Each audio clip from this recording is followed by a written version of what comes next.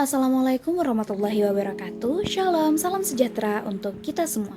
Dalam kesempatan kali ini, kelompok 7 akan mempresentasikan terkait LifeStraw, sistem filtrasi air siap minum. Sebelum itu, perkenalkanlah anggota kami terlebih dahulu.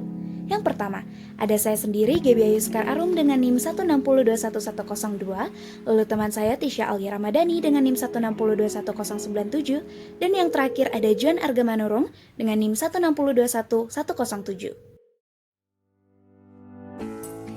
Sebelum saya menjelaskan lebih lanjut, izinkan saya menjelaskan rangkuman isi pembahasan.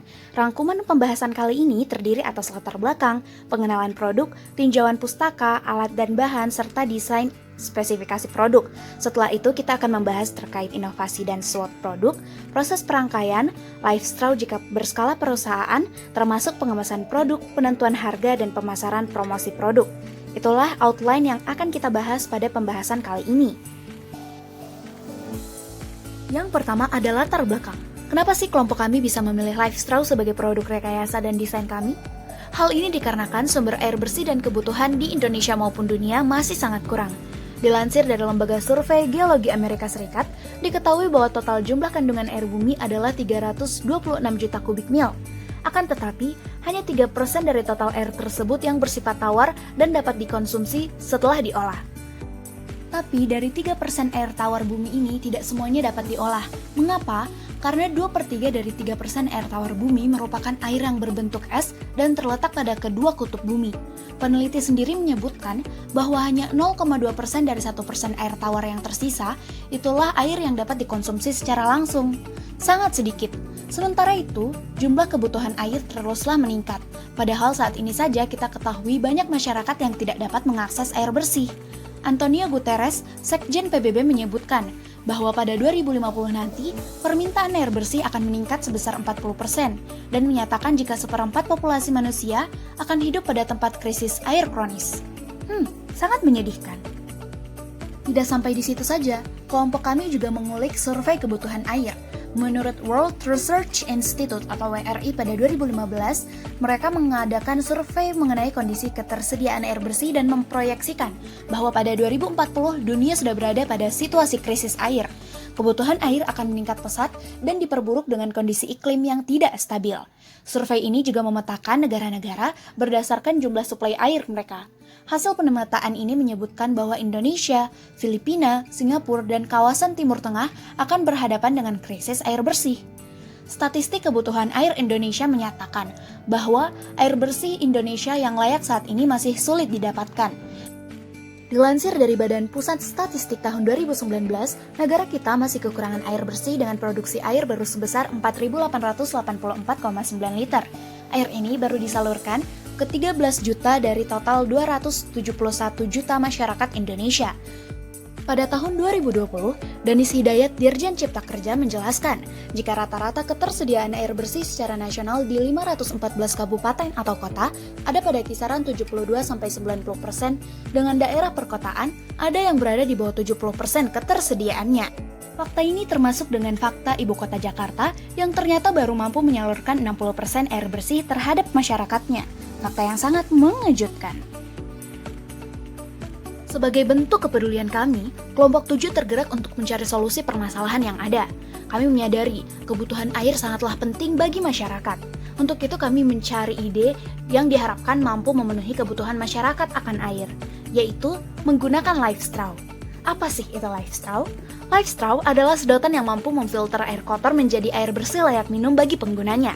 Alat ini dikembangkan pertama kali oleh Vestergaard Fransen di Swiss, sebuah perusahaan Eropa yang bergerak di bidang kemanusiaan.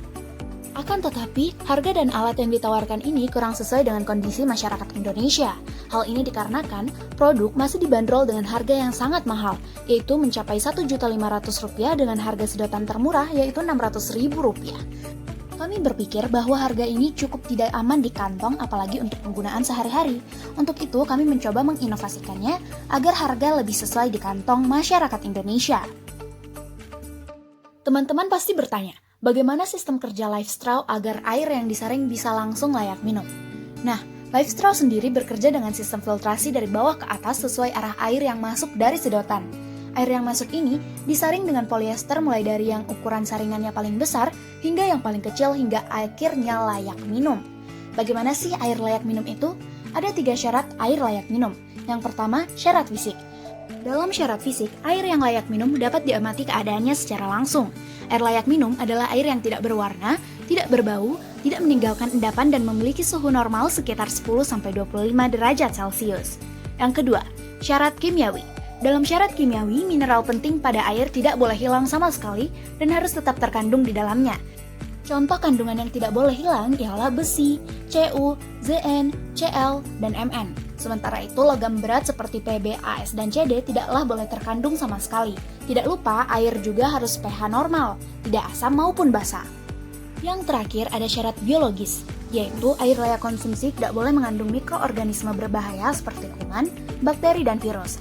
Ada 2 bakteri yang paling sering terdapat pada air, yaitu Escherichia coli dan Salmonella sp. Kami pun berpikir bagaimana bahan filtrasi yang akan kami gunakan agar bisa menyediakan air layak minum. Kita ketahui bahwa sistem filtrasi sederhana dapat menggunakan kain penyaring. Kain yang kita pilih umumnya berupa polyester yang tahan terhadap panas dibandingkan material kain lain. Sementara itu, untuk menyaring bahan kimia, menyerap sedimen, memurnikan dan menghilangkan aroma tak sedap dari kandungan air yang bersifat kimiawi, kita dapat menggunakan karbon aktif. Karbon aktif bekerja dengan cara penyerapan atau absorpsi. Berapa sih ukuran filtrasi yang aman untuk menyaring air? Ukuran filtrasi air dapat dikatakan aman apabila menyentuh angka 0,2 mikron. Hal ini dikarenakan ukuran bakteri terkecil yang pernah ditemukan, yaitu tuberkulosis, adalah 0,2 mikron. Sementara ukuran virus terkecil atau polio ialah 0,025 mikron. Mikroorganisme lain yang bisa hidup dalam air umumnya berukuran lebih besar. Misal, bakteri E. coli sebesar 1 mikron dan virus Ebola 0,9 mikron. Sekarang kita masuk ke alat dan bahan. Alatnya sendiri ada gunting, pensil, dan wadah plastik yang tentunya kita punya. Bahannya ada pipa PVC 10 cm, PVC lock bagian atas dan bawah, seringan 0,2 mikron, karbon aktif, dan kain polyester berukuran 100 mikron, 70 mikron, dan 50 mikron. Untuk rincian harganya bisa dilihat di layar dengan total harga yaitu Rp160.000 dan dapat digunakan untuk 3 produk. Oleh karena itu, harga bahan untuk satu produknya ialah Rp80.000. Sekarang kita masuk ke desain dan spesifikasi produk. Desain produk dapat dilihat di layar. Terdiri atas tutup life straw yang bisa terbuat dari PVC lock, tabung pipa PVC yang menjadi badan sedotan, dan pengunci pipa yang terbuat juga dari PVC lock. Untuk spesifikasi produknya sendiri terdiri atas panjang pipa sebesar 10 cm, diameter life straw 1 inci, panjang produk total 13 cm, material bahan PVC dan paralon, sistem filtrasi 3 tingkat, dan 1 sistem prafiltrasi.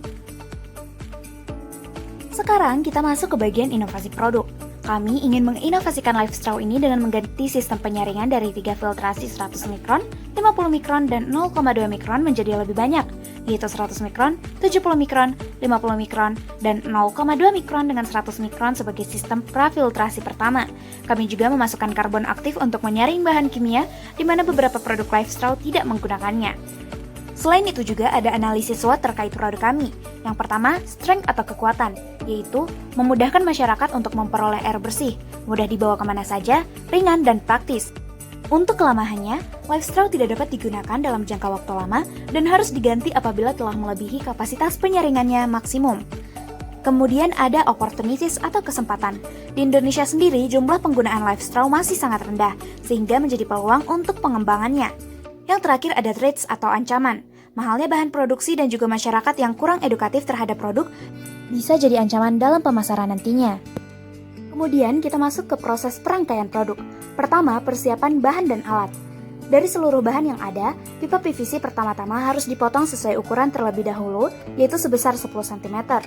Yang kedua, kita persiapkan polyester. Seluruh kain polyester yang ada masing-masing disusun dan dilipat untuk kemudian digunting menjadi beberapa lapisan, sesuai dengan bentuk pipa agar bisa dimasukkan ke dalam pipa.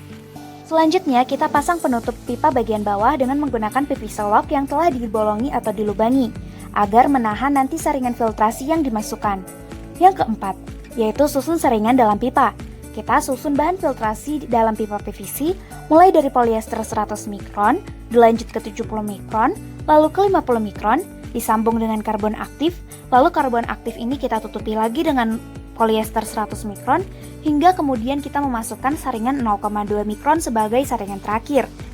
Setelah itu, kita pasang penutup pipa bagian atas dengan PVC lock agar berbentuk sedotan. Setelahnya, produk dapat di-finishing, yaitu diwarnai atau dirapikan bagian yang kasarnya. Setelah itu, produk siap digunakan. LifeStraw berskala perusahaan. Jika dijadikan sebuah perusahaan, produk kami tentunya akan berorientasi pada sistem filtrasi dengan branding perusahaan, yaitu pemurnian air. Kami akan memiliki filosofi untuk memurnikan setiap air agar layak konsumsi, sehingga nama yang kami pilih adalah Clear It, diambil dari bahasa Inggris. Logo perusahaan kami dapat dilihat di layar, dengan tetes air yaitu lambang air yang dimurnikan, dan straw adalah lambang sedotan yang digunakan untuk memurnikan tetes air. Kemudian ada visi, misi, dan moto perusahaan. Visi kami adalah menjadi perusahaan yang mampu memberikan sarana persediaan air bersih. Misi kami yaitu menjadi solusi dalam mengatasi kesulitan air bersih layak minum dan memberikan kesejahteraan bagi masyarakat. Untuk moto perusahaan kami sendiri adalah usaha untuk kesejahteraan bersama. Jadi bukan usaha untuk kepentingan pribadi. Posisi dalam perusahaannya ada 3 dari kelompok kami, yaitu yang pertama CEO, yang kedua COO, yang ketiga CMO. CEO-nya sendiri terdiri oleh saya, Gebiya Yuskar Arum, yang berperan untuk menentukan arah perusahaan, menandatangani perjanjian kerjasama, mempertajam nilai-nilai standar perusahaan, dan tugas berat lainnya. Yang kedua ada COO yang terdiri atas Jan Arga, yang bertanggung jawab dalam menentukan kebijaksanaan untuk operasional perusahaan, pengembangan SDM, dan memastikan perusahaan menjalankan strateginya dengan tepat. Yang ketiga ada CMO, yang terdiri atas Tisha Alia. Dia berperan dan bertanggung jawab untuk pengembangan strategi periklanan, branding perusahaan, penjangkauan pelanggan, manajemen penjualan, dan juga penetapan harga. Ini adalah gambar kemasan produk kami saat dipasarkan. Kemasan produk ini menggunakan bahan kain kanvas berupa pouch serut. Alasan utama memilih kemasan ini adalah bahan ramah lingkungan, mudah didaur ulang, mudah dibawa, dan tahan lama. Kemudian di sini ada kemasan pengiriman produk. Kemasan ini merupakan kemasan ekstra untuk perlindungan lebih terhadap produk yang kami kirimkan. Alasan utama kami memilih kardus ialah yang pertama, ramah lingkungan. Yang kedua, mudah didaur ulang. Yang ketiga, kardus memiliki bagian bergelombang atau float sebagai bantalan antara produk di dalam dan kardus sehingga aman dari benturan atau goncangan. Itulah alasannya. Untuk penentuan harga produk, perusahaan kami akan mengambil keuntungan sekitar 15.000 di atas titik break-even point atau titik ambang batas harga agar tidak rugi. Perhitungan harganya adalah total harga bahan adalah 160.000 untuk 3 pieces produk. Artinya, satu produk akan memiliki harga bahan sebesar 80.000. Harga kemasannya sendiri adalah 10.000 dan biaya lain-lain termasuk pengiriman adalah 5.000. Sehingga, total satu bahan produk yang digunakan adalah Rp95.000. Maka, harga jual produk yang kami ambil ialah Rp110.000.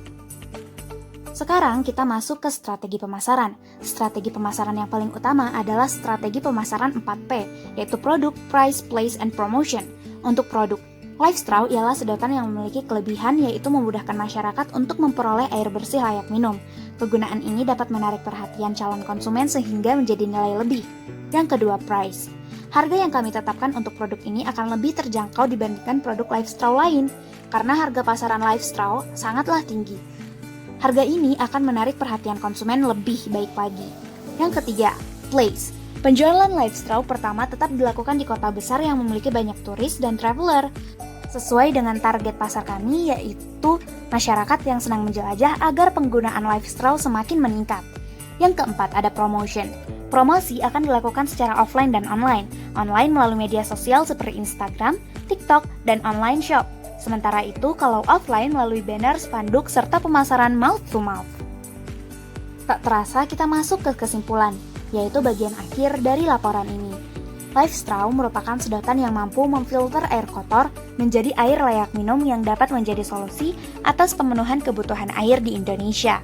Pada LifeStraw yang kami buat ini, terdapat beberapa tahap penyaringan yang dapat digunakan untuk menyaring air secara maksimal. Dimulai dari tahap prafiltrasi dan filtrasi 3 tingkat, menggunakan bahan penyaring utama yaitu polyester. Di samping itu, LifeStraw sendiri dapat dikembangkan menjadi suatu peluang bisnis. Namun, kami menetapkan harga yang terjangkau sampai angka penjualan stabil, karena bahan-bahan di Indonesia sendiri masih murah. Pada akhirnya, melalui berbagai strategi pemasaran dan promosi, Lifestraw dapat dikenal dan digunakan oleh masyarakat luas, terutama yang menjadi target perusahaan kami. Tak terasa, presentasi dari kelompok 7 telah berakhir. Salam dan terima kasih. Bisnis yang baik adalah bisnis yang bermanfaat bagi masyarakat sekitar. Untuk itu, kelompok 7 berusaha untuk mewujudkannya. Terima kasih, sampai jumpa di lain waktu.